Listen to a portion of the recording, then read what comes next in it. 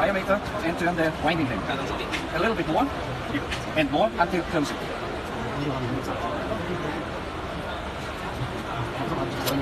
So we have a perfect shape, and this is perfect. So we use this here inside by the ornaments, we fix it here. But always, if it's not so good, you can bend the material to both sides. So also come around to straight. I'll show you another form. So we bend 2 times, screw one side, other side, bend in the middle. So we have a little part. I'll show you how we make the twisted strips. So for twisted materials, we do this here. We place the material here inside, different lengths, so we can change the lengths of the material, and then we turn on one side, left or right. This is for twisting material.